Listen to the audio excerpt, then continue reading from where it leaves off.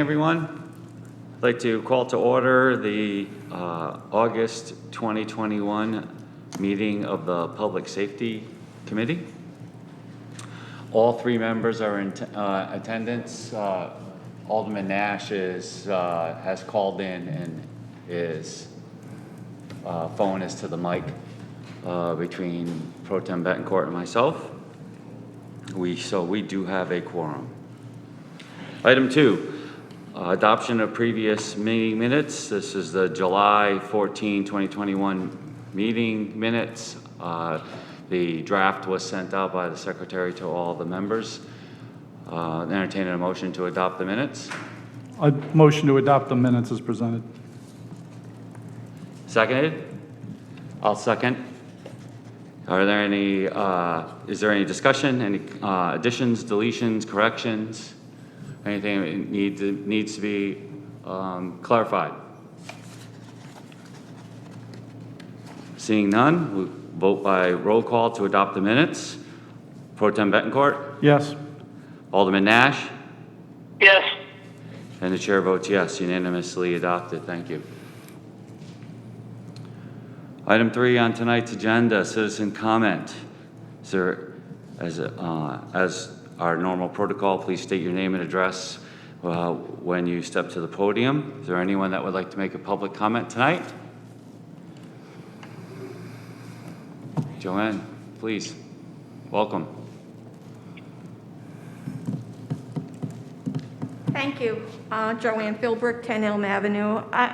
First of all, I want to thank you for this forum again, because the citizens of Norwich don't really have a way to express their concerns. 3 minutes twice a month is not enough for all that's going on in the city. So I would love to see somebody bring back the One City Forum, but that's a conversation for another day. I have a couple of questions, a couple of concerns. I think it's important that the city post the cooling centers that are going to be available, hopefully, that you have a plan in place for that for tomorrow and the upcoming days.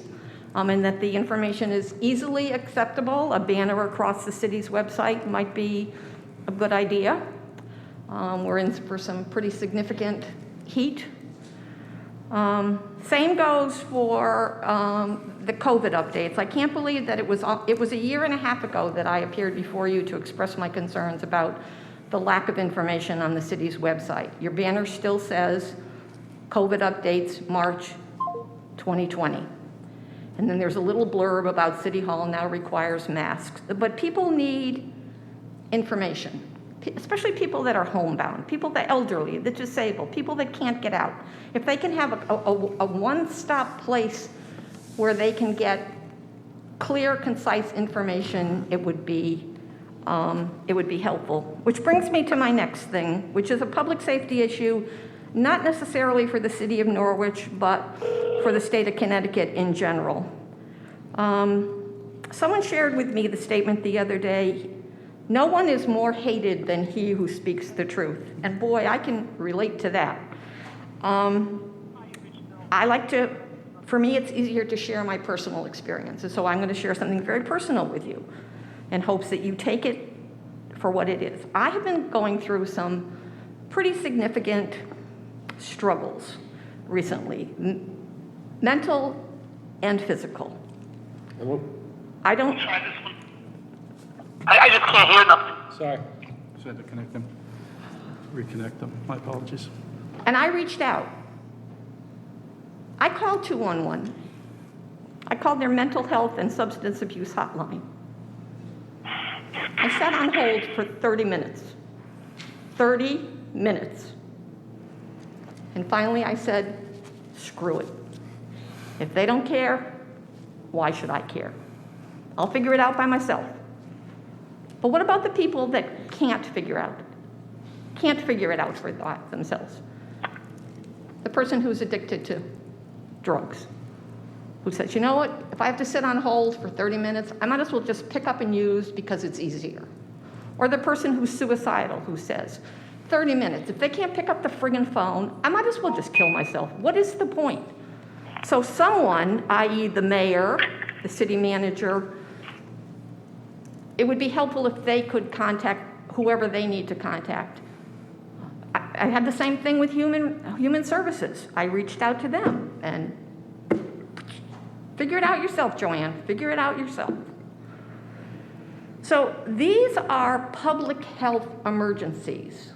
These, as much as COVID and anything else, when people are in crisis, a number of things happen. And I'll use something that causes me great distress and great sadness, but I'll bring it to your attention to keep it in the forefront. We all remember Jason Vincent. We all thought that he was the best thing since sliced bread to come down the pike in Norwich. Everybody loved him. Everybody wanted to be him. Everybody wanted to be with him. And yet he was struggling and suffering. And nobody saw it. So if nobody saw it with him, and yet a person like myself who is struggling and reaches out and just gets, screw you, you're a crabby old lady, leave us alone.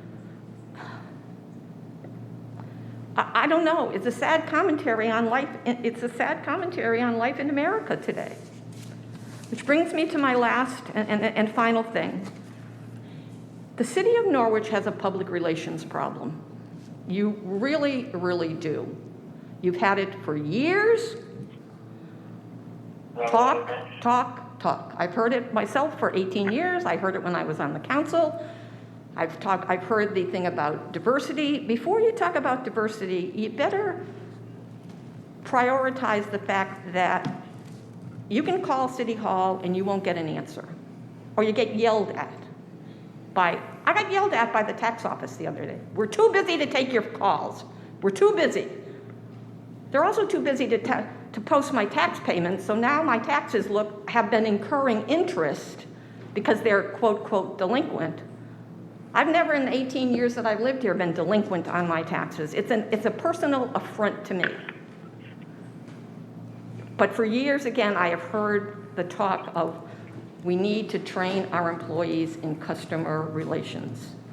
You wouldn't tolerate it in the private sector, you probably wouldn't tolerate it in the educational system. So all I'm asking for is, we're all a little bit disoriented these days because of COVID. It's going to get worse, and I'll be curious to hear what the plan is going forward. I know we have the armed police officer at the gate again. But what the plan is going forward.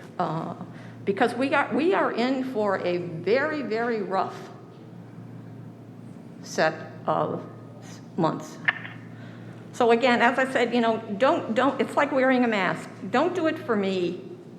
Do it for the other 39,000 people that live in the city of Norwich, and don't, for whatever reason, come to these meetings or speak up, because quite frankly, if you read the posts on Facebook, people are like, why bother? Nobody ever listens. Nobody ever listens. Nothing ever changes. So and the other thing, I would ask the city manager to address the situation at the animal control facility. Again, I have been trying for months and months and months to get someone to answer my request to help in adopting a dog. I went so far as I had a long conversation with Deputy Chief Poor. He responded to me in an email. He made me a promise. In a written email, he made me a promise.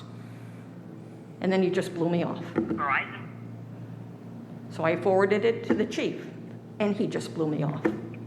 So I applaud the people that are on the front lines, but I also think that you need to be aware that mental health, substance abuse, physical health. Oh, and the other thing is, you can't, not only did I spend the last week trying to get someone to help me with my mental health, I couldn't get a COVID test. You cannot get a COVID test in the city of Norwich now unless you go to Walgreens or CVS and get a rapid test. That's the answer to COVID in the city of Norwich right now. So please, as I said, don't do it for me, do it for all your other constituents, the ones that you probably like better than me. I have broad shoulders, I don't really Doesn't bother me anymore that people don't like me. If it did, I wouldn't keep speaking my mind. Thank you. Thank you. Is there anyone else that would like to make a citizen's comment to the committee tonight?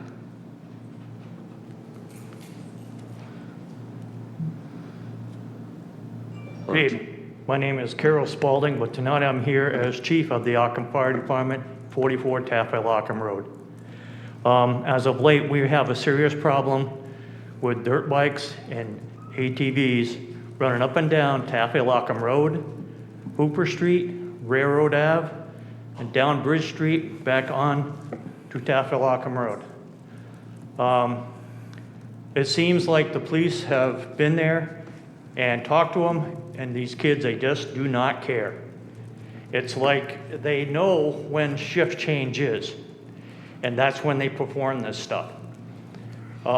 They were in our parking lot at 2 o'clock in the morning. They were blowing donuts in the parking lot, and I was gonna have that resealed at the cost of $8,000. And now I have to put that on hold because I don't know what's gonna happen.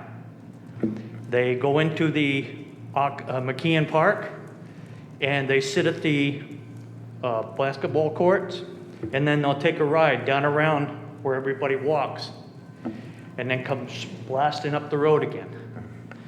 Now, the only thing I can think of, these kids don't care no matter how much you talk to them. Maybe it's time we started confiscating some equipment from them. That's the only thing I can think of. It's harsh, but maybe they need a dose of reality.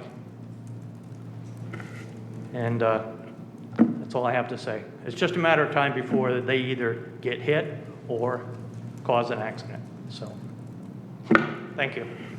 Thank you. And the only thing I will add to your comment, sir, is that I've gotten similar reports from the Greenville Neighborhood Watch, and I'm sure it's a separate group of kids, but same types of behaviors. The kids in question live on Taffy Ockham Road. Thank you. Is there anyone else that would like to make a citizen's comment to the committee tonight? Timothy Chief. Jenks, Chief of the Tafel Fire Department, 134 Providence Street. I just want to reiterate exactly what Chief Spalding has said. We're running into that problem in Tafel. It is consistent. They're running up and down the sidewalks. They're racing around the track. They're tearing up the new basketball court. That's something that needs to be addressed. Hartford there's a group, and they do what they call ride-outs, and they literally take illegal machines, dirt bikes, ATVs, and everything, and they'll ride them right down through the center of Hartford and everything else. It's only a matter of time before that comes here. I understand the police have a no pursuit rule, and I agree with that, but something's got to be done between them and the scooters. And maybe they're going to start confiscating them and do like Hartford did and started crushing them in front of the people. But it's absolutely ridiculous, and it's all hours of the night they race around the village. The other issue is, as typical with everything else, and it's more or less probably a health issue, is the people not curbing their dog or cleaning up after themselves on the streets in Tafel, and the amount of debris from one of the local facilities that's out there, one of the local businesses. If I could get a nickel for every nip bottle, I think we could solve the financial crisis in the country. Thank you. Thank you.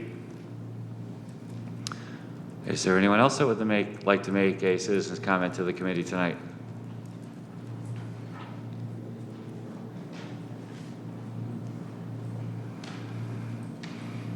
Stacy Gould, 1 Meadow Lane.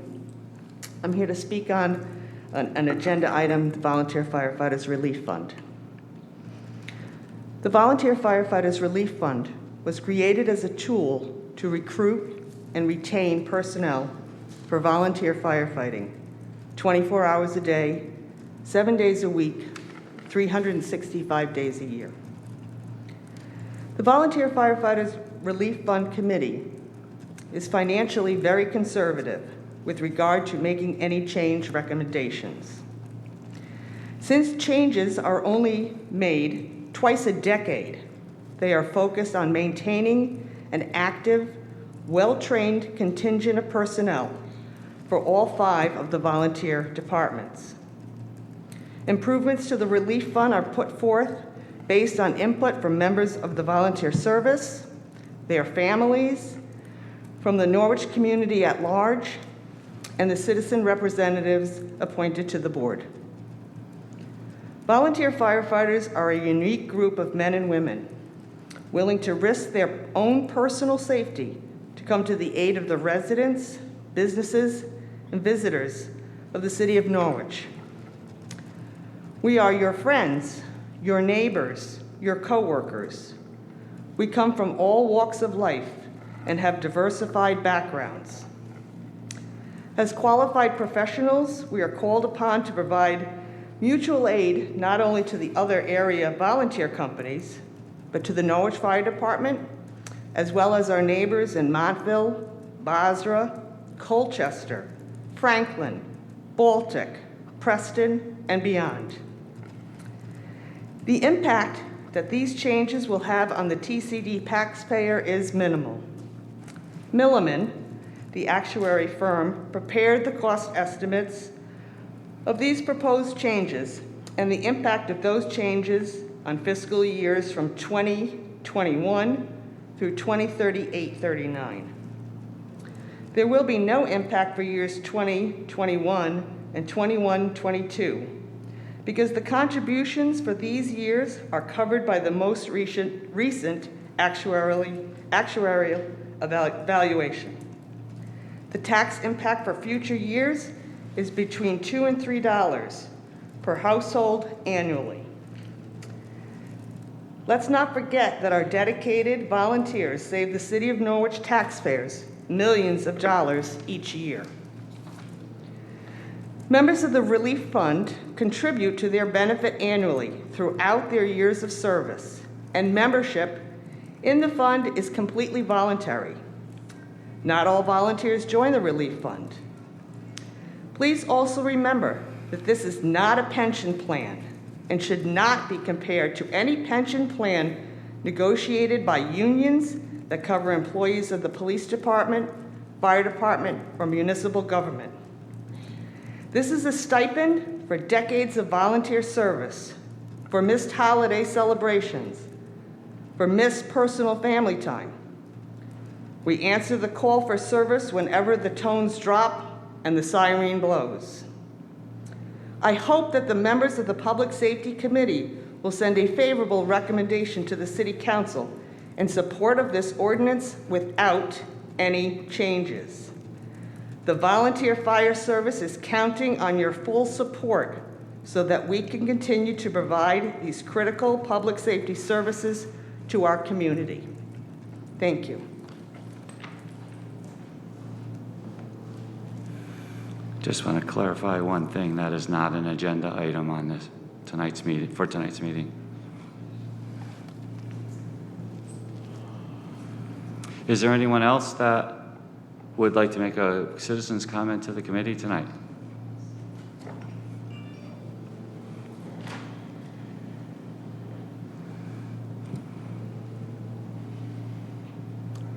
Pete Nystrom, 36 Laurel Heights Road here in Norwich.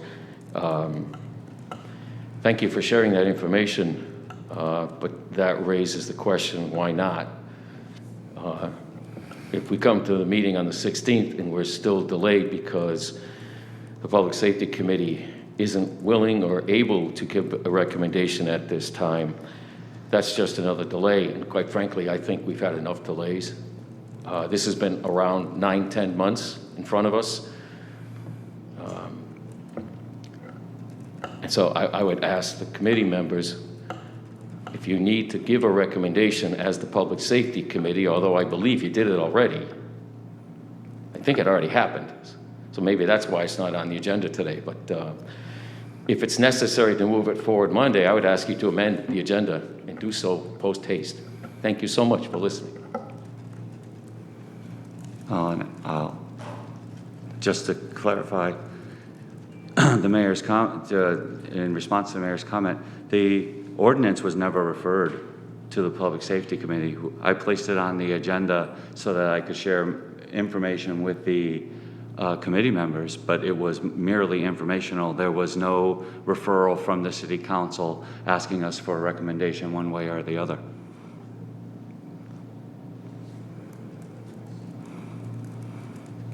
Yes.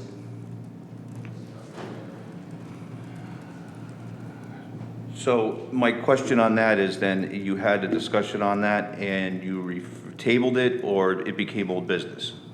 Oh, I'm trying to go through a couple months worth of meetings here, but that's the question. So if it's under old business, does it really need to be on the agenda? yes, it was listed as an agenda item as discussion and possible action. All I did was share some information.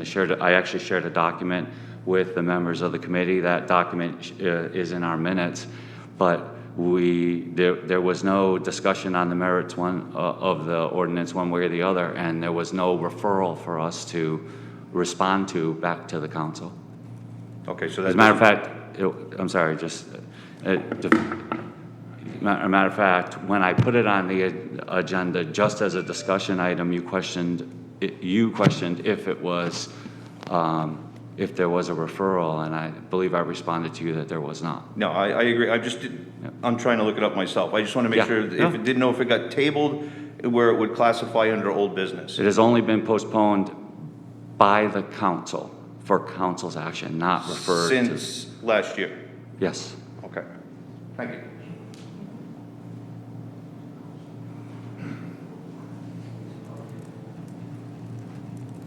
Then, would I be out of line to make a request that it gets put on the agenda for next month? For discussion, reference, referral, or do I got to come to a council meeting and ask that? Right, so it's been postponed until the September 7th meeting of the council, and I anticipate that, as far as I'm concerned, the council will act on it at that time, which will be prior to the next meeting, unless the council votes to refer it to this committee asking for a recommendation. And that would delay it again until the October meeting? No, it would, if that happens on the 7th, then it will be on the agenda on the 8th of September. Okay. All right, thank you. I should say the public safety agenda for the 8th of September.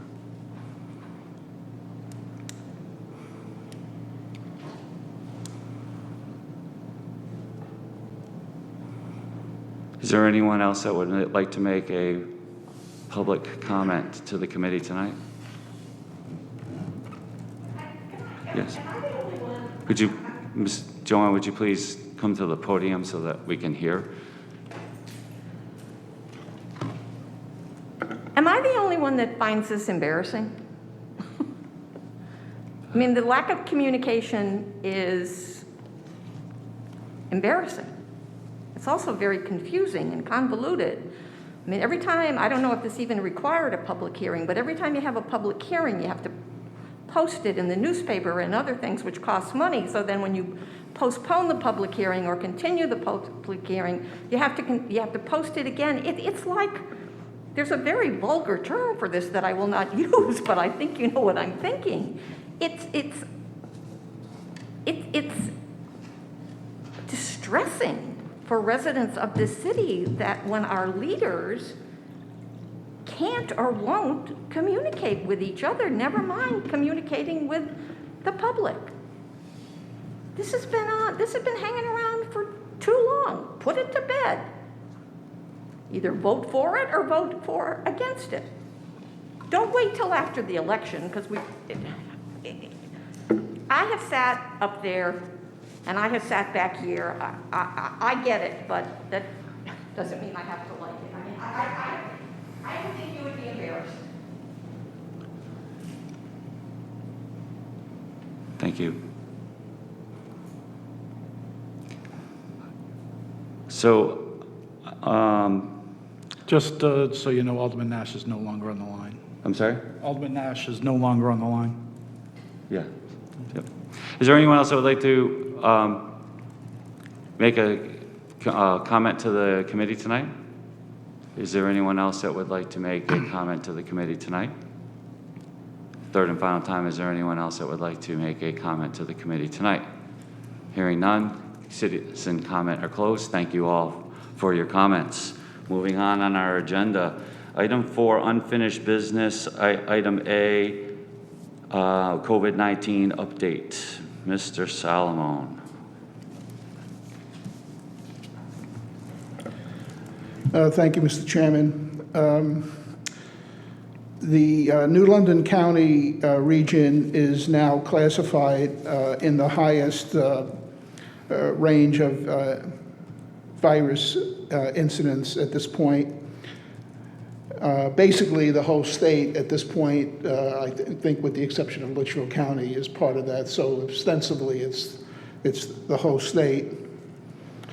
2 weeks ago, the city instituted mask requirements at all city public buildings, have instituted appointments where appropriate. We're back to where we were about 2 months ago, and we'll stay that way until we see the trends developing with the further statewide information. Every Thursday, we do get new data from the state, so I'm expecting new data tomorrow about infection rate, also about vaccination rates, which is a crucial point, actually more crucial than wearing masks, because vaccination rate is a high degree of certainty that you will avert a serious illness. So we're working on vaccination clinics still. We had one at City Hall at the end of the month to get taxpayers that were waiting in line. That was pretty successful. They are going into areas now where individuals can't get out, they're homebound or find it very difficult. But to me, that is the key, is to try to increase the participation of vaccinations. 2 weeks ago, we did see an uptick in individuals getting vaccinated, so I think people have apprehension about the new variant, the Delta variant. At this point, we're not inclined to include masks in private businesses. I'd like to see the trends continue for another 2 weeks. The restaurants have not gone back to 6 feet distances. Restaurant masks are fairly useless because once you get seated, you can take your mask off. So it's not a situation where it helps the citizen. Staff, in most cases, are wearing masks again where necessary. I believe that the state should have at least a regional approach to various items such as wearing masks, distance, things like that, at least on a county level, preferably on a state level. It's very difficult if you're in one, let's say the city had a strict mask edict for all businesses, and Montville didn't. So you go shopping at, Stop and Shop here, and you have to wear masks. You go to Stop and Shop in Montville, you don't have to. It gets very confusing, and I don't think that's the best way to go about it. It should be regionalized. So we're going to continue targeting vaccination areas, encouraging mask use, and monitoring the situation in the next 2 weeks to see what happens going into September. We have about 3 weeks till that occurs. In September, if the trends are still going up, then we may have to make some decisions on that, including even going back to some remote meetings again. Zoom or hybrid if so desired. So I'll take any questions you might have on that. Yeah, John, just regarding the schools, is the superintendent, is there an announcement? I assume that they're going to be requiring masks? Yes. Or no? Okay. Yes, they had, they issued a letter to parents, I believe yesterday. I'll get you a copy of it. It has a lot of good information. That's okay. No, I think it's a good letter to have because it has a lot of the information, how the schools are impacted by this, and masks are right up there. They have some other protocol that they've changed a little bit about quarantines and things like that, but generally they're going to be fairly conservative here on it. Okay. Mr. Chairman, anything? Well, we've already had this a brief email conversation about the uptick that we're seeing and how that might impact the format of the meetings of this committee and other committees that I'm personally involved in. The only thing that I would say in addition, or actually not even say, it's ask, when we get to item 5C, department and agency updates, please, when you give your department update, just include what changes you're making in your individual facilities with the uptick that we're seeing. If that's changing your SOP, just I'd like to know that and have that in the minutes so that we're keeping track of what we're doing to keep you guys safe. Keep you folks safe. One other thing, Joe. if Yeah, I go may. right ahead. John, regarding the situation with businesses, have you observed any uptick in businesses that are possibly requiring their staff to be vaccinated or be tested on a weekly basis? Because I'm beginning to run into that in some places. Yes, a little bit of a trend, yeah. Is that something the city is considering at all? We'll have to take a look at it in the next couple of weeks. Okay. Trying to be conservative in the sense of not overreacting to this, but at the same time, my feeling is that vaccination is the way to conquer this issue. Mask wearing is certainly an adjunct and easier to do, but it's not a real answer ultimately. Okay, thank you. Okay. Would you just ask Alderman Nass if he has any questions? Bill, you have any questions? If, no, I can't hear anything but you. You lucky guy. Hang on. I'll repeat it for you later, Bill. He didn't hear that. You didn't You hear couldn't that hear either. that? No. I can only hear you, Mark. All right, that's because I'm standing right next to the phone here. All right, so if we get to vote on something, you're going to have to pass off to me what was said. All right. Okay. Well, that's it. Thank you very much, John. You're welcome. Okay, next item, 4B, is City Manager's report on the Fire Chiefs meeting. I forwarded this to the members of the committee and to the Secretary for the minutes. John, would you like me to just read this? Excuse me? Would you like me to just read? Read it? fine. Sure, okay. City Manager's report to Public Safety, August 2021.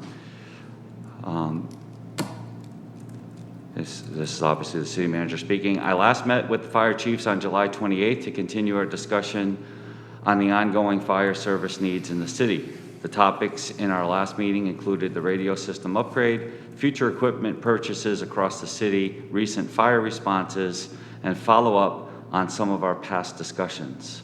It was good to hear that the chiefs are making progress and working together on common goals. There is still quite a bit of work to do, but they are working in the right direction. On the topic of radio system upgrades, last month I was given a rough estimate on project costs from Lieutenant Perry of the Police Department. I asked the chiefs to narrow that range to give a more workable figure. Chief Montoya worked with Lieutenant Perry and has since provided me a better figure for me to work with in budgeting the project.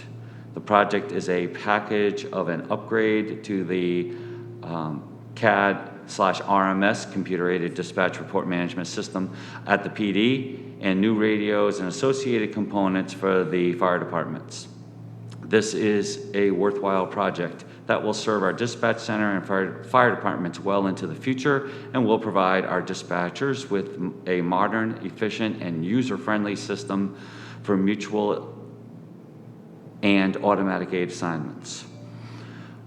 Topic of future equipment purchases. We discussed the need for open communication and planning future equipment purchases and the need for the departments to consider specializing in certain areas. The chief said that they will include this topic in their next meeting. I look forward to hearing how they will approach the challenges associated with equipment and apparatus purchasing. On the topic of recent fire responses, the recent fire in Occam was discussed as it related to mutual aid companies called to the scene. There was a discussion on run cards and what was deemed adequate by dispatch. Chief Spaulding said they will address the run cards, but that he felt that the mutual aid response was adequate for this incident based on the fire and the quick availability of mutual aid companies. TAFL was in their station following a previous call. Yannick was also in their station. Follow-up from previous meetings included an update on the emergency reporting access for the fire marshals, SOGs, discussion on the city COVID policies and upcoming changes, statewide efforts to take back the firefighting foam, and discussion on firefighter physicals. Our next meeting is scheduled for August 18th. I believe the chiefs will try to meet on their own before then. That is the city manager's report on the most recent chiefs meeting. Thank you for that, Mr. Solomon. Moving on to item number 5, new business. Discussion and possible action on the council referral and a fire chief's meetings resolution. Everybody in the committee has a copy of the resolution that was presented to the council, and after debate, it was referred to this committee. This is the resolution. Just to refresh everybody's memory, I'll read the actual resolution part of it. Now therefore be it resolved by the Council of the City of Norwich that the City Manager, John Solomon, be and hereby is directed to arrange monthly meetings to include himself, the chiefs of the 6 fire departments or their designees, and such other persons as he believes would be helpful to such meetings. Cancellation of meetings will be expeditiously reported to the City Council via email by the City Manager stating the reason for the cancellation. That notice will be considered complying with the directions in this resolution. It is recommended that elected officials not participate in these meetings in order to facilitate open discussions regarding fire service related matters. Be it also resolved, the goals will be implementing changes in the fire service described in the McGrath Consulting Group, Inc. analysis to provide the fastest, safest, and most efficient delivery of services. Initial goals will be to implement changes to the dispatch and radio issues identified previously. Subsequent priority items will be identified by the City Manager and or the Public Safety Committee. Monthly reports shall be provided to the City Council by the City Manager regarding meetings held, agenda items discussed, and action plans developed in the implementation of the above stated goal and future priorities. So that is what we have been asked to take up and make a recommendation back to the council. I'll open the floor to discussion. There are several, I think, pieces on the particular resolution that were, suggested to be amended that I've heard from a couple people on, including Chief Jenks. We had a long conversation about it some time back. And most of them I don't have an issue with, so I don't have a problem amending some of the resolution on the council floor. I think we made that clear that night. Unfortunately, we did have a voting issue, I think, with the attendance that night. So in our case, we were deadlocked and couldn't get anything accomplished except bringing it here. I'm amenable to doing anything regarding some of those things, as long as I mean, the city manager's already performing this, is the way it looks to me anyway. He's already doing what's in the resolution. This is just, codifying what's going on right now, so. Okay. The only, I think, I think one of them was like report to instead of reporting to the city council, reporting to the public safety committee, if there's any, the missed meeting or whatever the deal was, so those kind of things. So, and I know there was something in the whereas, one of the whereas issues at the beginning that some people were taking as meaning that we were trying to combine departments or something like that, and that's not the case. So I don't have a problem changing that either. So, although that was part of the language of the original resolution that was submitted by the mayor's office. So.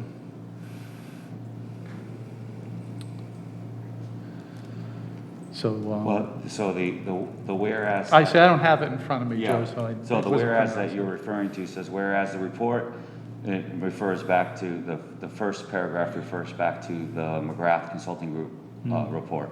The report makes recommendations with respect to an amalgamation of the 6 fire departments with the goal of supporting and improving services provided by the fire departments. If I may. Yeah. In that context, I took it to mean is all the fire departments, so we're not, a combination, combining them. It wasn't meant as an action. So that's the way I took it. But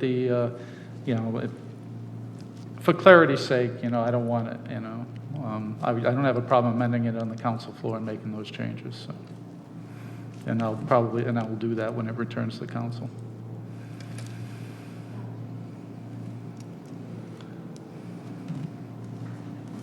Right, because I know that paragraph, because I did get some feedback from the community about that particular paragraph and the word amalgamation, because the concern is that we're talking about combining and consolidating, which are 2 words that have not been in my vocabulary and in any of our discussions. And they weren't part of the study either, so. Right.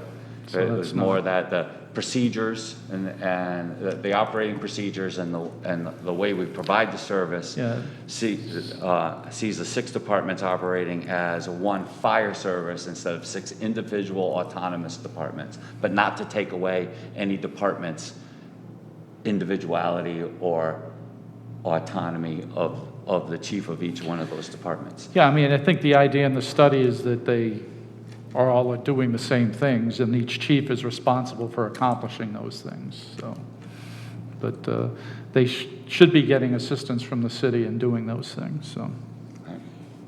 So would you like to ask Alderman Nash if he has any thoughts on the resolution on the fire chiefs meeting? Bill, you there?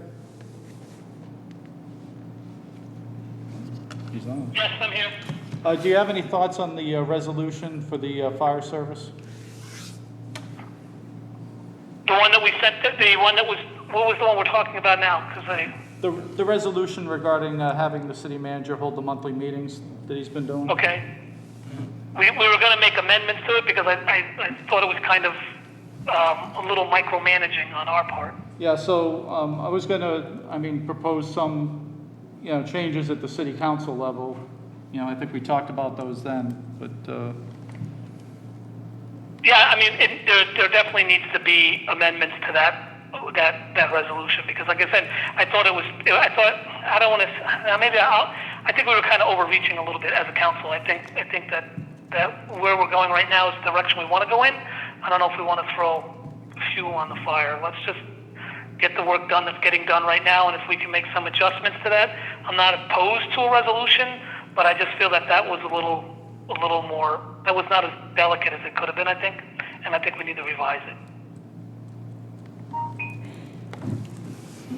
Okay, so do we have a motion You there? for? Yeah, no. Okay. Yeah. Let me, I'm going to move you down. I'm just going to move, period. I really am sorry about this, guys. I apologize. So Bill, just move closer so.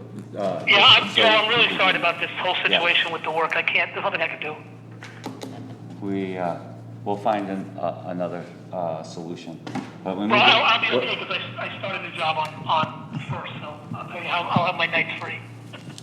So at this point, I'm asking the committee if there is a motion or a recommendation that either of you would like to put in the form of a motion so that we can respond to the city council's referral. I mean, if we're going to bring it back before the council, I just think we need to make amendments to it, Joe, that's all. And I'd rather do that from the council floor than making them here with the three of us. To have the input of the other, the other four. All right, I'll make a motion that we recommend approval of the resolution with appropriate amendments as There you deemed, go, I'll second that. as deemed appropriate by the full council. Yeah, I think that should satisfy everybody. All right, so I'll take that as a second and just let me check. Yes, sir. Catherine, Yes. you okay with the language on that? Yeah. Okay, perfect. Okay, so motion made and seconded. Is there any further discussion on the matter? Hearing none, we'll vote by roll call. Pro Tem Bettencourt? Yes. Alderman Nash? Yes, And the chair votes yes, unanimously carried. Thank you.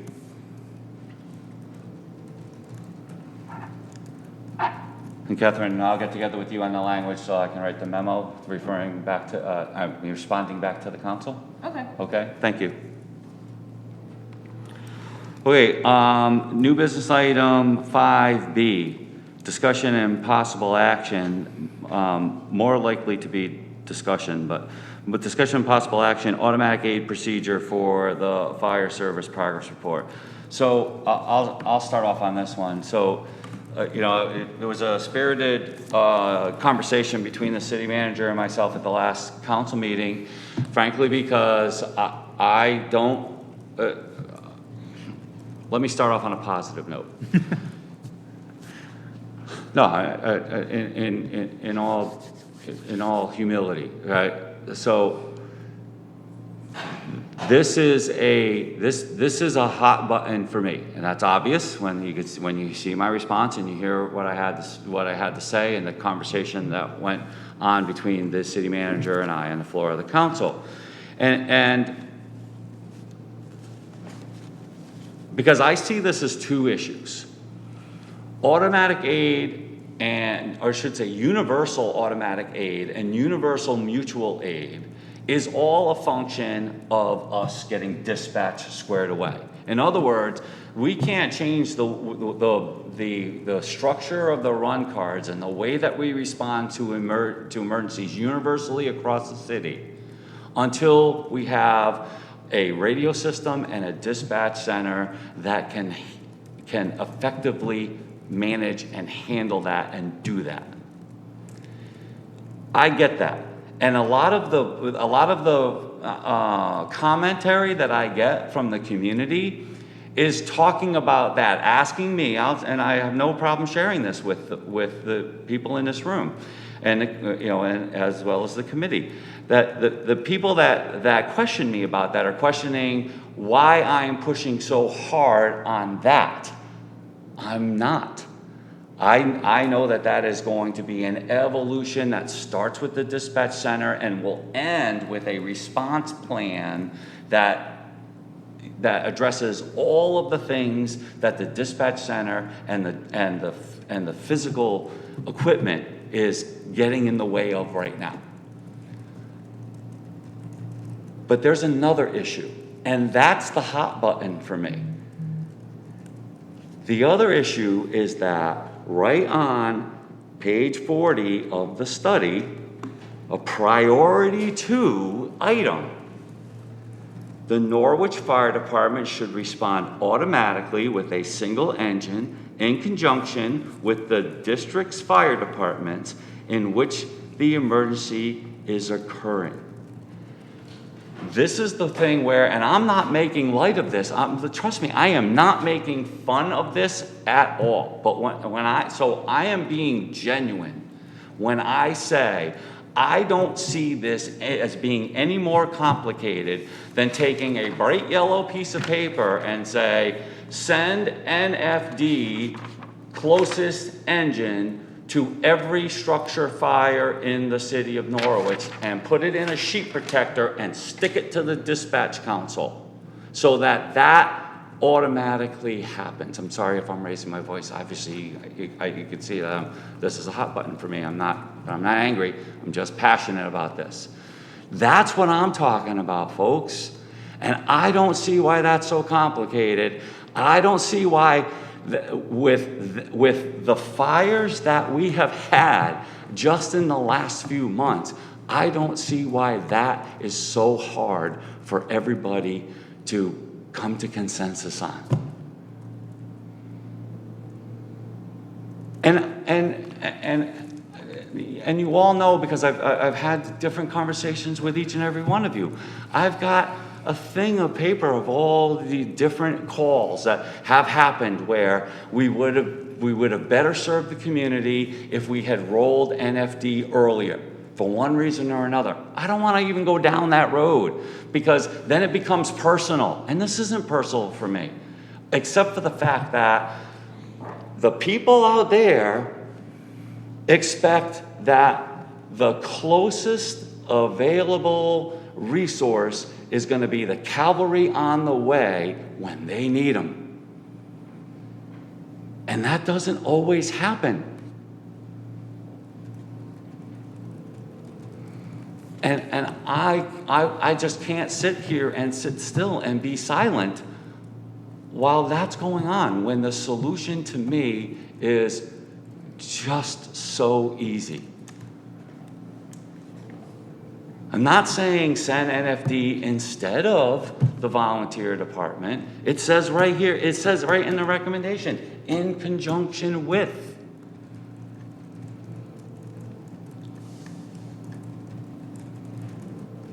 You know, but if and I hesitate to do this, but Keith knows that I'm not picking on him because the departments do a great job. But if that was my 2-car garage out there on the end of Salem Turnpike, that was, going like a house of fire, okay, I want everybody coming to put it out before it burned the rest of my house down. And I use that example because you guys saved that house from being burned down. It was only the garage, from what I heard. I didn't go to the scene, but I went by afterwards, and it was the garage. Yeah, but that saved the house. Great job. But it's the same great job that you guys always do. But for crying out loud, you mean to tell me that it doesn't wave a red flag in everybody else's mind when fire departments go racing by central headquarters when those firefighters are sitting right there in the barn ready to roll? And if somebody asked me, and if somebody in the community asked me, how come they didn't send Norwich? They were sitting right there. 2 other departments went right by the firehouse on the way there. I go, because I can't make them do what seems like common sense to me. But those are 2 totally different things, right? The overall, as I said, the overall universal response plan in the city of Norwich is going to be an evolution that's going to take at least a year, in my mind. Maybe more. You guys would know better than me. But right now, you want to tell me that having engine 2 out of Greenville rolling automatically into Taffel, into Ockham on a structure, I'm not saying on every call, structure fires. So engine 2 out of Greenville going into Taffel and Ockham automatically is not a good thing. Headquarters rolling everywhere else in the CCD and the TCD on a structure fire is not a good thing, not something we should be doing. And I'll say this and then I'll shut up. I'm a little disappointed that after all that ruckus I made on the floor of the council, you didn't even talk about it at the chief's meeting. It's not city manager, and I know the chief's meeting happened before that council meeting, but nonetheless, you've stopped talking about it. Come on. I'm sorry, I don't get it. So I'll just put this out there and then I will shut up, I promise, okay? You know, I promise, right? You know, take it up. Come to consensus. Take care of that one thing so that, help me out so that I can go to bed at night and know, you know what, no matter what happens, I know that all the city's resources will be brought to bear right away at the moment the emergency happens, or at least at the moment it's reported. I do have a question, because, I mean, you're talking about, Norwich Fire's response to these incidents in the volunteer districts, but what about the converse, which is also part of the study, the volunteer response into the CCD? I've been assured by the chief that that's already part of their run cards. That's a practice that has already been in place since the prior chief. Is that in, yeah, all right. I mean- Tim, you're shaking your head, come on up. Tracy, yeah, go ahead, somebody that knows something. All right. I hear you. And I'll say, and if it's not the case, you're absolutely right, it should be, Yeah. okay? No, go ahead. No, I agree, it should be. It is not exactly the case. So what we modified a few years ago with Chief Scand was on a working fire, the second alarm or whatever the cover companies are started automatically. But they're not brought into the scene necessarily. They stage? They either stage in quarters, they stage nearby, or they come to headquarters. It depends on the IC and what he wants at the time. So it's not exactly that they're coming like they should be, because it is a two-way street. And No, I think it is. It's one of my priorities. I feel strongly, and And to be honest with you, I mean, the idea, to me, is always about having the teams work together, so to speak, and if we're going to do it one way, we should be doing it the other way. What's good for the goose is good for the gander, so to speak, Absolutely. So, I don't want to, just say, this is a one-way thing for me. I think it's definitely something that is a two-way situation. So, certainly there's a lot of opportunities to provide more experience, for people in the other companies, and to work together as a team, and that's what I think is kind of important. So, myself, I don't want to discount that aspect of it, and if we do one, we should be doing the other. So Without question. that would be my only point. Thank you. And so, just for clarity, it doesn't happen now, but I believe it should. All And right. that's what we're working on. All right. Thank you. Thank you, Chief. Yes, thank you. Sorry. Tim's asking. Oh, yes, certainly. I just don't want to forget about Bill, if he has anything to say. So, we're working towards that. I just want to say we are working towards that, but there are other things that come into play. Each department has their SOGs are not necessarily in line. So we're working on getting all of that stuff lined up together. I just got the approval. Can I use a phrase, you're building a foundation for that? We are, because, if, I don't know, if somebody's truck does something different when they get first on scene, or something, or they deploy a 2-inch line instead of an 1 3/4, that could screw up a lot of different things. So when you get all of these little pieces together, the end goal would be to have something like that. The other issue is with dispatch. People are human, they do make errors. They may or they may not get. We've had a work in fire tone for how long, and yet we had a fire in Ockerman, nobody got a work in fire tone. These little things get left out. Chief Montoya brought it up 2 months ago that during the fire on Roth Street, we only had one dispatcher on. And Mark, you were a little surprised, but it's on page 43 of the study, Yeah. that we only had staffing levels. No, I'm fully aware. That's been going on for years. Yeah, in the and the center, biggest so. concern there is while It's a we're huge working problem. on all of these little things, maybe the Public Safety Committee should be working on getting the funding to add an extra dispatcher so that When somebody calls 911 during a major incident or a fire and the 911 call gets rolled over to the troop, they're gonna call back. Somebody could be having a violent crime, robbery, spousal abuse, anything like that. And by the time it gets back, they could have already been dead, injured, or anything else. Sure. To ensure that we always have 2 dispatchers on, whatever we need to do. I mean, that to me would be a direct impact on public safety, that when I call 911, no matter what's going on, there's always somebody to answer the phone. Agree with you totally. Well, and that's a fair point. But you could have 2 superstar dispatchers sitting there and handling everything like the pros that they are. They're going to follow the run cards, Chief. Oh, absolutely, but you know, right now they have to go to a different computer to look them up. Yeah, They have to do right. things like that. Right. There are other operational issues with radios and talking. You know, you're trying to reinvent the wheel overnight for something that's been going on for 60, 75 years. You know, you look at the technology upgrades in the last 20 years in the fire service, and a good friend just brought this to my attention. The technology upgrades in the last 20 years is the equivalent of us in the fire service going from horse-drawn to motorized.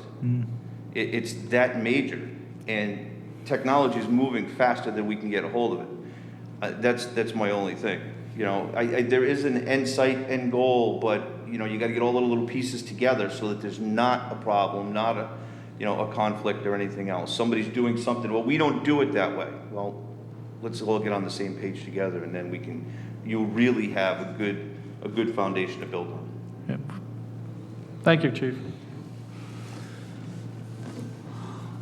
So, Bill, we changed seats so you might have a better shot at hearing. Is there anything you'd like to add to the discussion?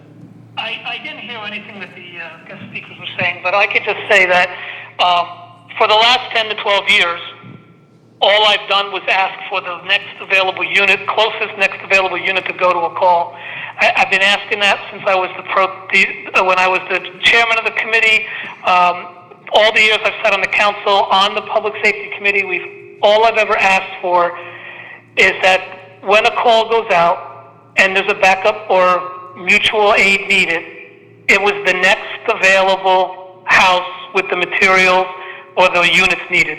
I don't know, like you were saying, Joe, the common sense to that. I'm being told that's how it's done. So I don't know what input I have anymore. All I would like to see is if we got a fire or we have an emergency call and they need mutual aid, they call the next closest unit with the equipment necessary to assist them. That's the common sense part. I don't give a heck who it is, just that unit that they need that has the equipment and is closest to them. That's all. That makes sense to me. All right, thank you, Bill. Yep. Do I just have one question? Yeah, sure. Somebody asked me, there's no remote access for this meeting?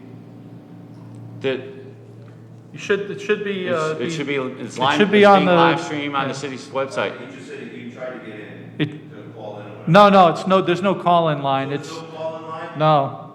Okay. So it's just a stream off the city's website and public access on the TV.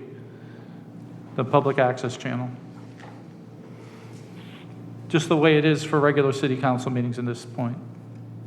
Even the regular city council meeting, you can call in. No, not right now.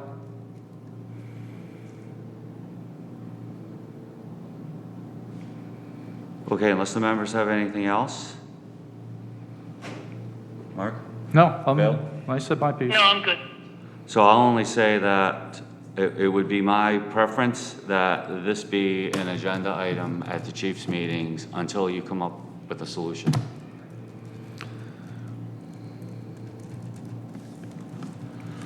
Okay, and with that, we will move on. Item 5C, department and agency updates. Okay, right at the top of the batting order, Norwich Public Utilities.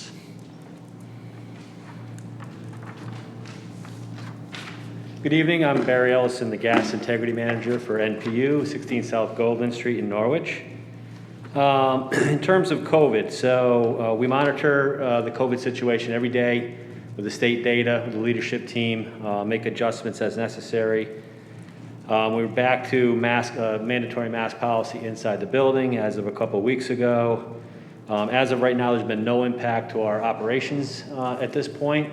We have noticed that some people are coming in contact in their private life with people who are testing positive, so that seems to have upticked a little bit, and we would expect that to slowly migrate into the organization. But as of right now, there's no impact to operations. In terms of the reservoirs, Deep River continues strong at 97%, and Stony Brook even better at 98%. In terms of the hydrant flushing program, that's currently ongoing, and the area being worked on now is in Taffville. And prior to the start of the meeting, I handed out sort of a breakdown of how the 8th Street water main replacement project is going to go. That project's going to start on Monday of next week. Monday, there'll be no traffic impact as the contractor will be just moving his equipment and materials to the site. On Tuesday and Wednesday during the day, first shift, there'll be alternating traffic as there'll be test bits being done to locate the existing utilities and any conflicts that might be. On Thursday morning at approximately 7 o'clock, the entire road will be closed to all traffic. The railroad track will be taken out of place by a contractor hired by the railroad. On Friday, the crossing will be handed to us. We will do our water main work within a 24-hour window. If we don't complete that within a 24-hour window, there are substantial penalties for us, so we're going to make every effort to have as many people and equipment we have to make that occur. We hand the track back over on Saturday. They reinstall the track, weld up the rails, do whatever tests that they need to do. Sunday night, they expect the train to come through, so that's the deadline that they have to meet. On the following Monday morning, which would be August 23rd, we will pave the westbound lane and open that up to alternating traffic during the day. And then at night, that will be a full open to eastbound and south and westbound traffic. Tuesday, Wednesday, Thursday, and Friday, we do our final water main work, which is pressure testing, chlorinating, final tie-ins, and paving. And if all goes well, Friday, August 27th, the project is done and all impacts are done. So if anybody from the fire or police have any questions, please feel free to give me a call. And we're going to do our best to get it done in the time frame. That's all I have, if there's any questions. Just one. As far as during the times of alternate lanes closures, and the alternating traffic and stuff, will there be enough room to get emergency traffic through? Specifically fire apparatus? Yes. All right, so the only time that we'll have to actively when they dispatch apparatus around that area, that will be when the road's actually closed. Correct. Thursday morning through sometime on Monday when we can get a lane paved. And I assume that dispatch is in line with this, and everyone's. We're not going to dispatch notification, but we'll dispatch the companies out. All our work is only made. I don't know what our employees play. Back in the day, they had engine 12 on Hilton Avenue. I don't think they're going to have that, but.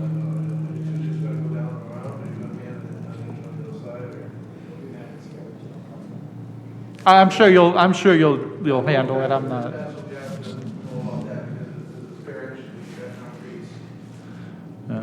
I just wanted to make sure, that's all. Yeah, we just had our final pre-construction with the railroad yesterday morning, so that's why the final schedule couldn't be completed until that occurred, so. Gotcha. Okay. Thank you. Thank you. Okay, so, and Rob Rascio is unavailable tonight, so he's supposed to email me a written report. I'll forward that to the recording secretary. So next up will be Norwich Police.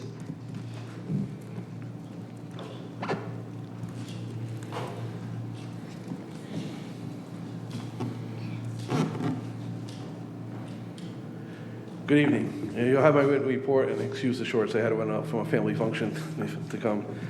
So you have the report. If you have any questions, feel free to ask them.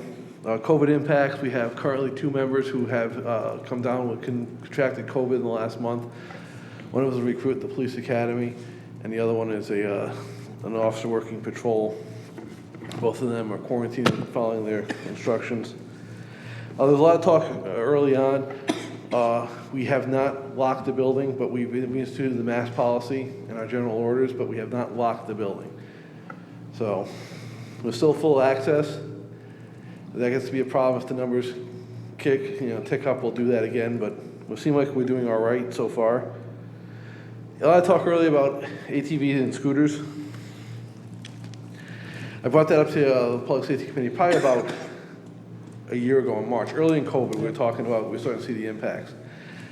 I did reach out to Senator Austin about allowing maybe something at the state level, allowing for confiscation. Hartford did do an ordinance allowing for confiscation, but as it stands right now, we can't confiscate people's private property, although there's no titles to these things, and a lot of them are just hodgepodges together.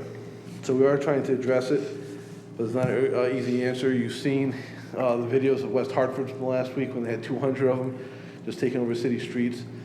That's what happened back in New Haven and Hartford back in the day, so we're trying not to allow that to happen here, but it's a challenge. 2 more daylight shootings last month. It's in the report, but I just point out daylight shootings. They're concerning because it just speaks of people's comfort level in shooting at daylight, shooting the guns at cars and houses during daylight hours. Sergeant Nick Rankin and Ken Wright graduated the PERF de-escalation class up in Saco, Maine. This is the premier class in the country, so we added 2 more instructors into our cadre. We continue to work with the fire departments on the 7800 radio system and CAT RMS, making good progress, and the cooperation we received from those agencies have been top-notch. So I just want to thank them again for the continued cooperation, and I'll answer any questions you may have. Well, my only question is about the ATVs. What do you need to more effectively To be honest with you, you're going to have to start address looking this? at the confiscation ordinances. That seems to have worked in Hartford. They're not popular. Obviously, you're taking people's property, but we don't know whose property it actually is. That's going to be a process, and Corporation Council is going to have to weigh in, and I don't think they're going to be happy with it. We don't pursue them for obvious public safety reasons, but what you do is you find out where they live, or you stop them, you identify the drivers, and you come back at a later date. But we have to do something with it. We had a scooter fatality last year. You may remember it early in the summer on West Main Street. So what people say is going to happen has already happened. And it's every neighborhood. Every neighborhood is experiencing some type of issue with scooters and ATVs. It's affecting people's quality of life. It's affecting the safety on the roads. Law-abiding drivers have to be hypersensitive now because they shoot out of everywhere. So it's a process. I think we should start looking into a confiscation ordinance and get the legalities of it.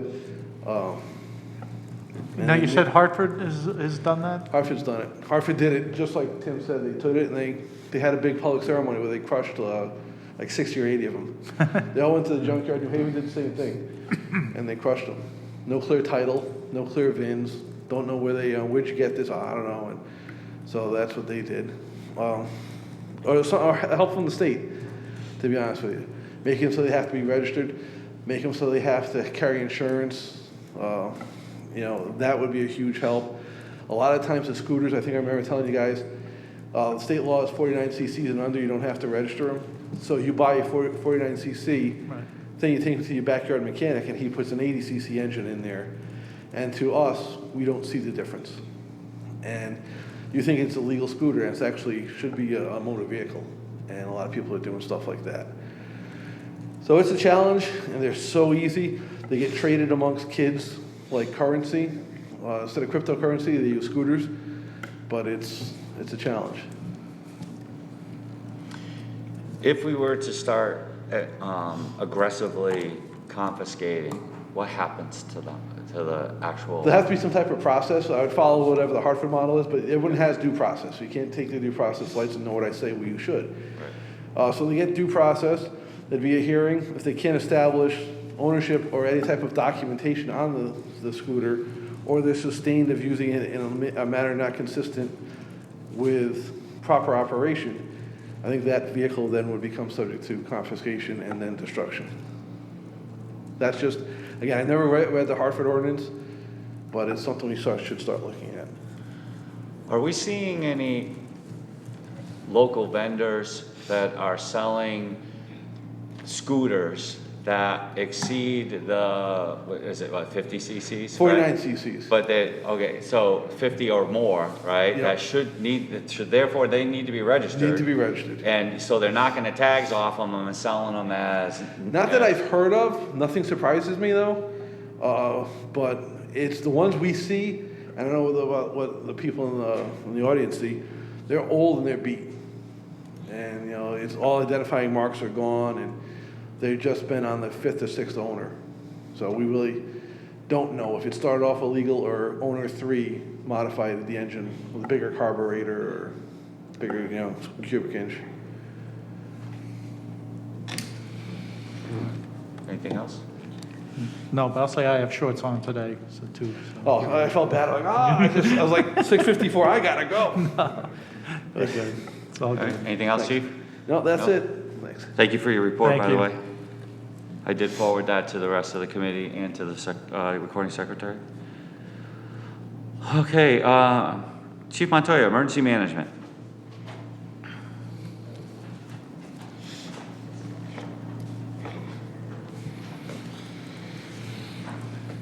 Good evening. For emergency management for the month, MIS had to do some modifications for the mounts, but they completed the mounting of the monitors in the training room, which will become a secondary EOC. They're putting the computers together now, and once everything's in place, we'll do a run-up of that, check all the equipment, the status, the computer, the phone connections, and we're making progress there. At McKinley Avenue, we assisted Uncas Health with the storage of some of their COVID supplies and PPE. And thank you to NPU for them transporting multiple truckloads of equipment for us.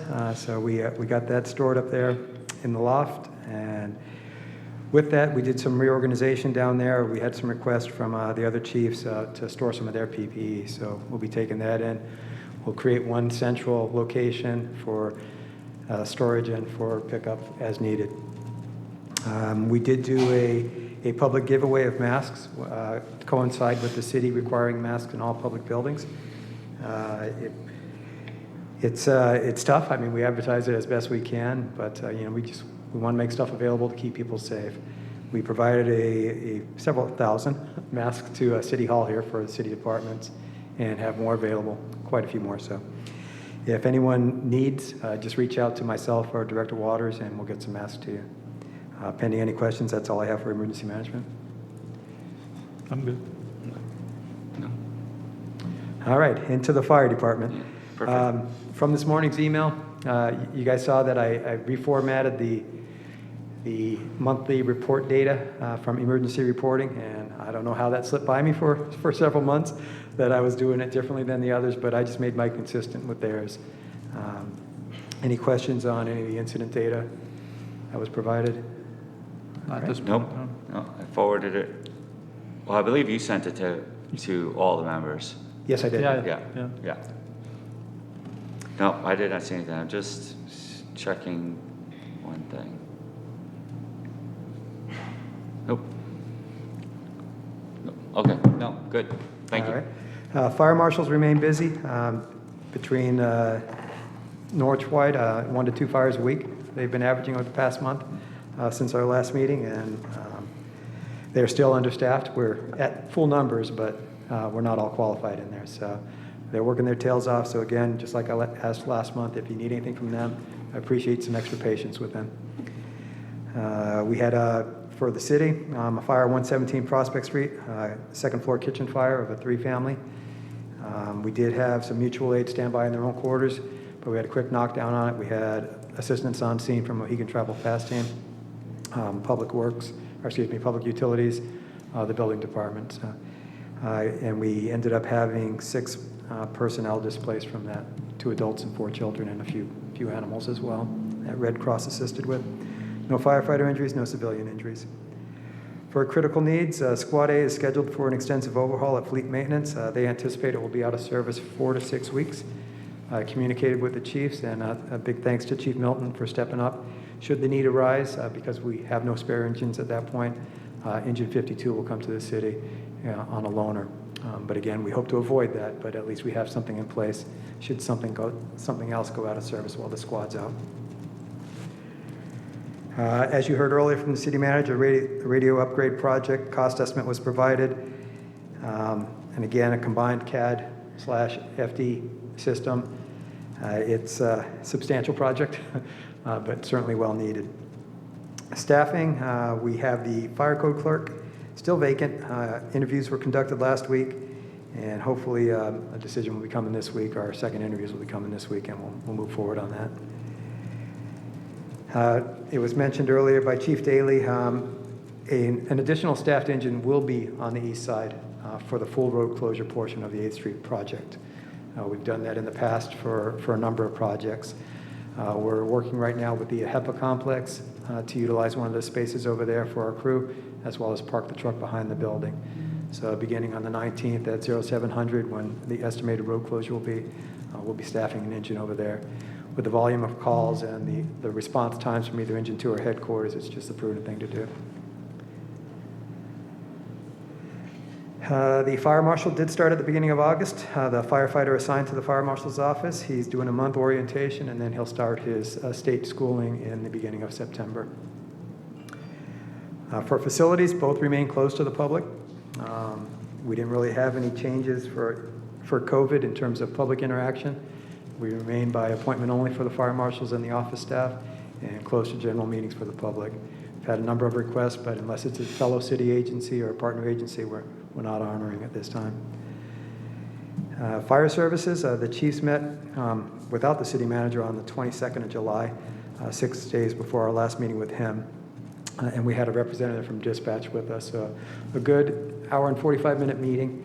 Dispatch rep stayed with us for about an hour of that.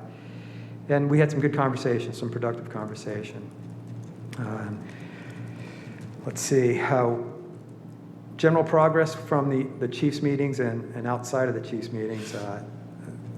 What I think is a significant accomplishment for us is emergency reporting access for the fire marshals. So that is our RMS, that's our reporting system that we use in the firehouses. And up until recently, last week, when a fire marshal had to write a report on an incident, whether it was in the CCD or in the volunteer district, it was a separate report. He can come into our reports under Norwich FDID, open the report and modify it, but he couldn't do that for the volunteers. So we were duplicating reports. There wasn't a full accounting of the incident in one location, but now that the fire marshals all have access to that, we're able to do that.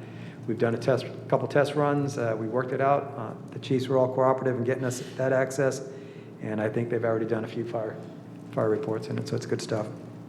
So again, I take that as a big accomplishment. We tried to work other ways around it, and nothing was fruitful. So that seemed the best solution for it, and it seems to be working out well so far.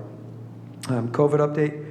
We have one positive case in the firehouse. He's currently out of work. I think he's about 7 days into his 10-day quarantine.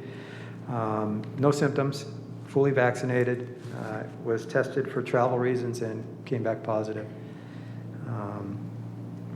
In terms of our practices and procedures, other than going back to the full citywide mask mandate, no changes because we really didn't loosen things up that much.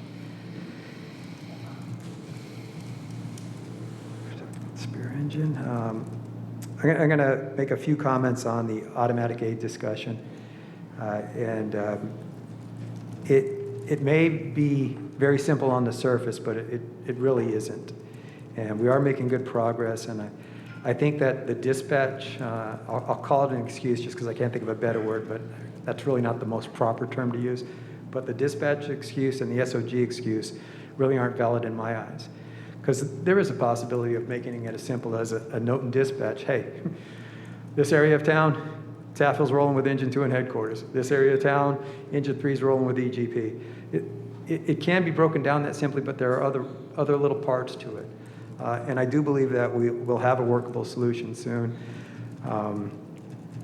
But I, again, ask for that patience because it isn't quite as simple as it seems on paper. It can be done prior to dispatch being fully modified and prior to our SOGs being consolidated, and it just takes a little work on our part. So. But it's definitely doable, without question. The next available response unit, I think, Alderman Nash mentioned it on what he's been doing his whole time as a member of public safety, what he's been preaching and asking for.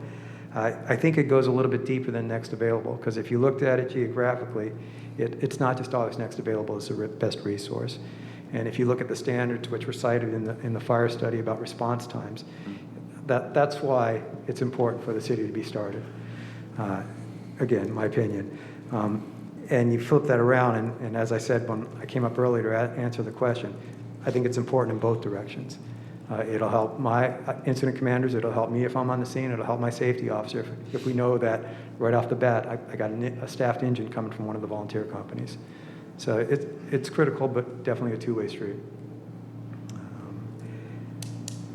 And pending any questions, that's all I have.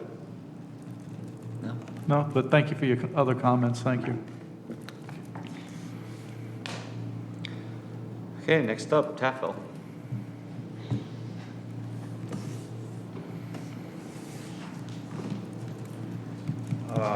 Just want to make sure you got my emergency reporting stuff. It was I did it was not. a little late. That was the other thing I checked on my personal email and on my city email. What I didn't check was a spam folder. So I think maybe that's our communication problem. Is maybe I need to make sure I waitlist your email address.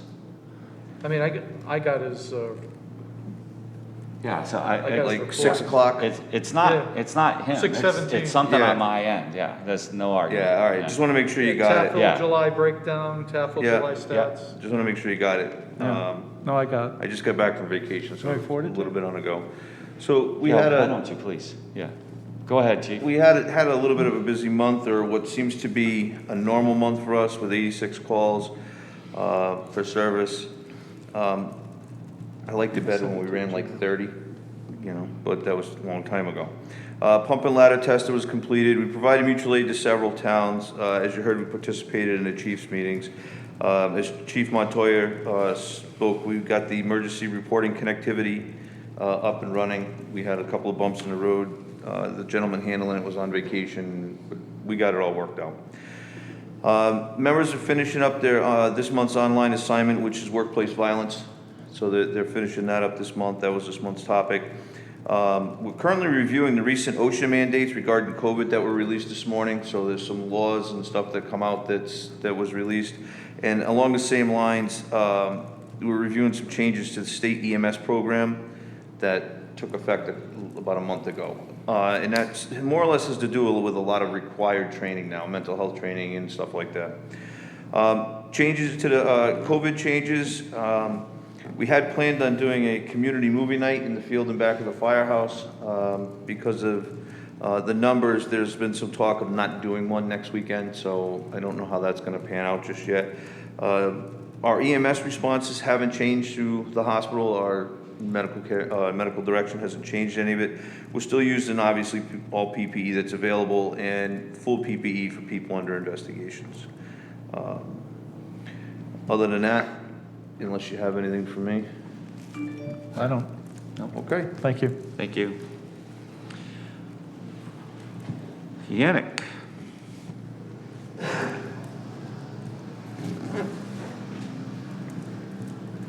Hey, good evening, everyone. Last month, the Yannick Fire Department responded to 59 incidents, so a slight uptick. Most notable was our rescue and medical calls went down. Usually we're in that 60-70% range. The rescue and medical calls went down to 52. We did have 11 fires. Close to 20% of our calls were fire-related. Our false alarm numbers continue to stay relatively high at around 10%. And probably outside the July reporting period, but we have had 2 significant rollovers on the limited access highways. On Route 2, we had a scrap truck rollover a week and a half or so ago. And on 395, we had a camper kiss a driver trainer, and that camper rolled over on the side of 395 between 13 East and 13 West. Over the weekend, I did speak briefly with Senator Austin regarding the interchange at the Cloverleaf. And the state has, on multiple occasions, improved signage, improved lighting. They've improved some guardrail and some crash attenuators there. And I know it's outside of Chief Daly's purview, but we really got to think about the geometry up there. That intersection really needs to be rebuilt, redesigned. And I know it's probably not high on DOT's list, but 20 years ago, when the speed limit went from 55 to 65, we were having those same conversations when I was chief back then. So I'm not sure how we can take some steps to go about that and make that safer for everyone. You've got people coming off of Route 2 trying to get on 395. You've got people on northbound trying to get on Route 2 westbound towards Hartford. It's just a high compression area and obviously a significant problem area for us. All of our apparatus have been pump tested, or the ladder testing has been completed. The funny thing is, the oldest apparatus we had, it was the only one that didn't have to go to the garage to get some repairs to pass testing, for pump testing. Vaccinations at the Firehouse. We're here below 70% of the memberships are vaccinated. Supplies are plentiful. And on August 3rd, we instituted a mask mandate back inside the apparatus. Station's open, but because of the close kind of confined quarters within the apparatus, we've instituted the masks being used again. We, as well as a couple of the other fire departments, are looking at having a new provider for the firefighter physicals. Right now, Yannick has 2 of the 800 meg pagers, and I've given them out to people that kind of travel the area throughout the day, see how they kind of work and see how they are receiving that. Occam had them first, and Scott has put a pretty good report together on his findings, and we'll put a report together on what we come up with there as well. Have you been testing them, or? Basically, it's a monitoring kind of testing. We're monitoring the Norwich police because they're the only ones on 800 right now. And we're identifying maybe some of those areas where they're, and Scott, please piggyback on this, but areas where bad signals, areas where they operate optimally, and if, again, just the clarity and I'm just wondering if you were actively testing or passively testing, that's all. I would call it more passively testing. We're just listening to the police and kind of seeing how well they're going to be working for us. But there's no toning out. There's nothing along those lines as well. I put the committee together for the upgrade as we start to see movement on the Hill Manufacturing project. I put a committee together that will be revising that pre-plan. That pre-plan hasn't been revised in several years, and we will be taking a close look at that. We've been training on moving water all summer long, taking advantage of the nice weather, getting the pumps worked on, getting pump operators trained, and just flowing water. And the one thing I forgot to add related to the incidents, we had 5 calls that were overlapping, making up 8.5% of the calls. So, any questions for me? So did you say the firehouse is open, but masks are required? In the apparatus. Yeah. Okay. Because we're only at we're just a hair below the 70% mark. We do have some members that aren't vaccinated, so who knows who's jumping in the truck. Perfect, thank you. All right, good deal, thank you. Occam.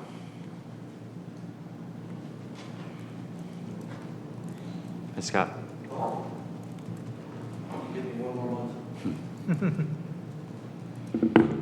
All right, good evening. So last month we responded to 24 calls for service. That brings our grand total to 111 for this year, with 24 of those being mutual aid. At the beginning of July, like I reported last month, we responded to several calls because of the storm that was blowing through. And then later in the month, we responded to our structure fire, 1 Tafalockham Road. We also provided station coverage to the Yannick Fire Department when we celebrated past Chief Blanchard's 20 years of service as chief. Critical needs. So engine 41 went in for upgrades like I reported last month. It does need to go back in because it needs more upgrades on the hazard lights. That date's yet to be determined. ET42 was in the city garage last week to replace all 6 batteries. And it went into the city garage today and is out of service till at least Friday to figure out why it's not holding a charge. They think it's the alternator, so that's on order, but it's going to take several days just for that to come in. Also earlier in the month, our boat went in for service. We had to have TAFL come save us off the river. It ended up just being a battery that needed to be replaced. So good times there. Staffing, we hold strong at 36 members. Facilities-wise, we are awaiting a $100,000 grant from the state. Right now, Josh is working with the state to get that line of accounting so we can get the funding available to us. And then we'll start a couple of the projects that we have set aside for that. Capital projects, so I know we've mentioned the access system. We've actually found a vendor that we want to use that's going to bring it in under $10,000. So that'll get started soon. And then hopefully here shortly we'll be able to seal the driveway or the parking lot like Chief Spalding mentioned earlier. And then reseal the floors upstairs in the hall.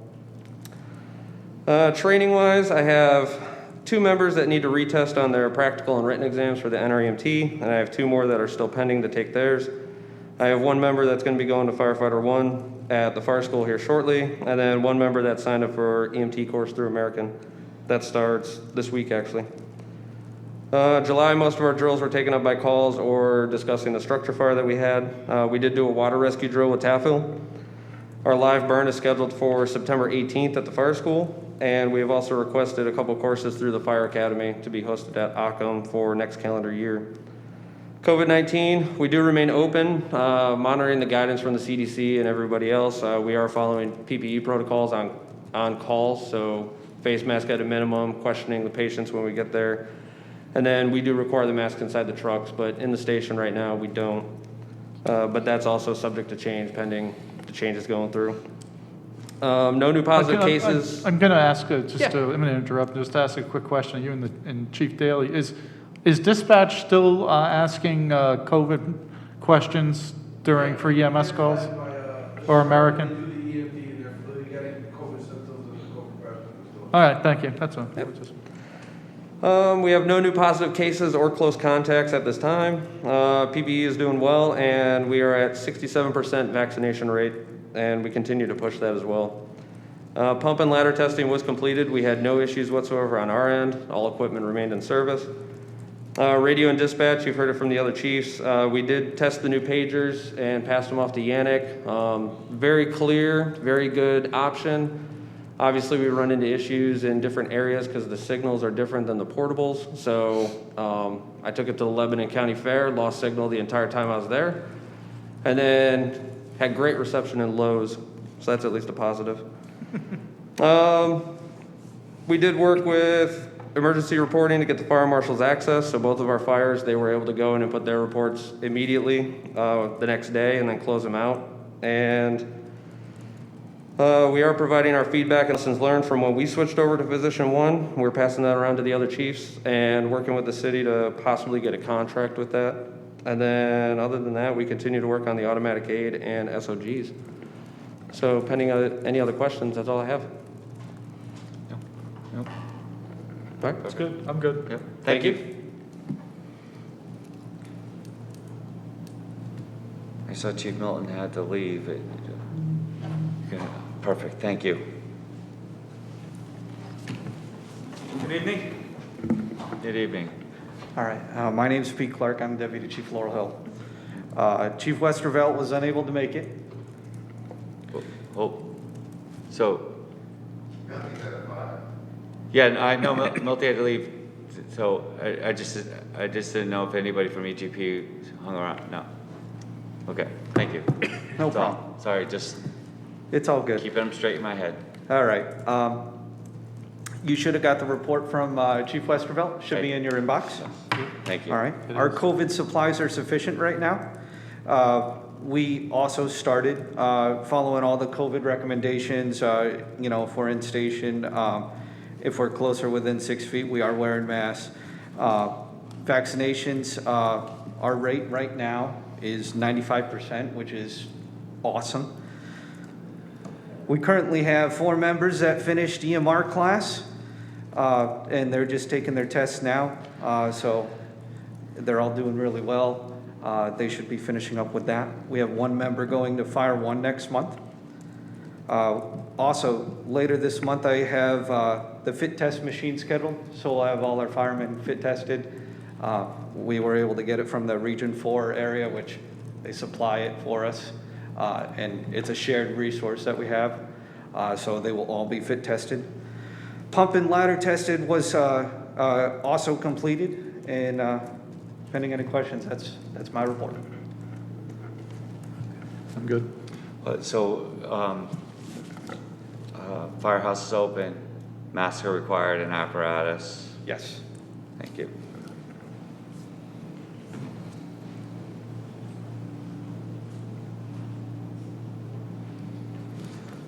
Okay, and those are our department reports for tonight. Thank you all very much. Item 6, public safety items for future discussion. Mark, do you have anything you'd like me to add to our next agenda? Negative. Okay. All right. Our next meeting will be September 8th. Folks, I'll tell you, If I may. Sorry? Labor Day is the 6th, Rosh Hashanah is the 7th, so the council will not be meeting on Tuesday. It will be meeting on the 8th, which is your next normal day. Well, thank you for interrupting me on that. That's oversight on my part. I don't know when that's happened in the past, but it will be a Wednesday that we next meet, September 8th, as a council. Yeah. Which precipitates a need for a different date. And I'm sorry for that, but that's a calendar. Yeah, well, thank if we get it you. posted- And I'll look at the calendar and try to find a suitable date for us to reschedule. That meeting, we're gonna play it by ear. I'll be in contact with the city manager. We'll see where our numbers go and see if we get to the point where it necessitates us to go back to virtual meetings. Otherwise, we'll be here. You'll know well in advance of the new date and how we're going to actually conduct that meeting well in advance. I certainly won't wait till the last minute to let everybody know. I'll try to do it at least a week out from the meeting. Okay? All right. And with that, I'll entertain a motion to adjourn. Motion to adjourn. Seconded. Alderman Bettencourt. Yes. And the chair votes yes, we stand adjourned at, can't read that clock from here, 8:42 p.m. Thank you all very much.